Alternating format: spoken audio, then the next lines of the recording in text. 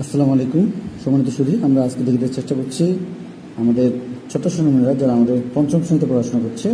তো পঞ্চম শ্রেণীর আমরা সরাসরি একটি গণিত পরীক্ষার প্রশ্ন নিয়ে আলোচনা করছি।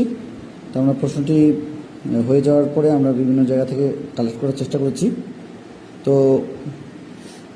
পরে আরও অন্যান্য বিষয়গুলো রয়েছে, আমরা দেখে দেওয়ার চেষ্টা করছি সম্পূর্ণ বিষয়টি। আশা করছি প্রথম থেকে শেষ পর্যন্ত ভিডিওতে সময় দিচ্ছি।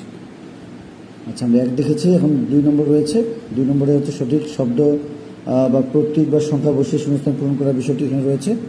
এবং এখানে রয়েছে 3 নম্বরে সংক্ষেপে বা উত্তরপত্রে সংক্ষেপে উত্তর লিখো, উত্তরপত্রে সংক্ষেপে উত্তর লেখো, এ ধরনের একটি বিষয়।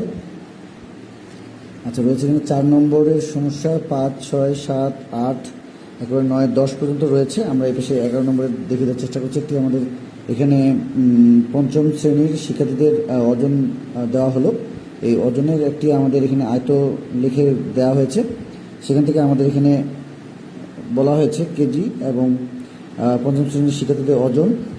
তো এখানে শিক্ষার্থী এক পাশে আর ওজন এক পাশে। তো একটু প্রশ্নগুলো দেখে নেই। ওই বিদ্যালয়ে পঞ্চম শ্রেণীতে কতজন শিক্ষার্থী রয়েছে এবং কোন শ্রেণী ব্যবধানে শিক্ষার্থীর সংখ্যা বেশি, আর 44 কেজি সমান অথবা কম ওজন সম্পন্ন শিক্ষার্থীর সংখ্যা শতকরা কত। তো এই ছিল আমাদের একটি পঞ্চম শ্রেণীর যারা আমাদের শিক্ষার্থী রয়েছে তাদের জন্য সরাসরি একটি পরীক্ষা প্রশ্ন গণিত বিষয়ে। আশা করছি আমরা দেখেছি এবং যাদের প্রয়োজন রয়েছে তারা অবশ্যই হোয়াটসঅ্যাপে নক দেবেন। ধন্যবাদ।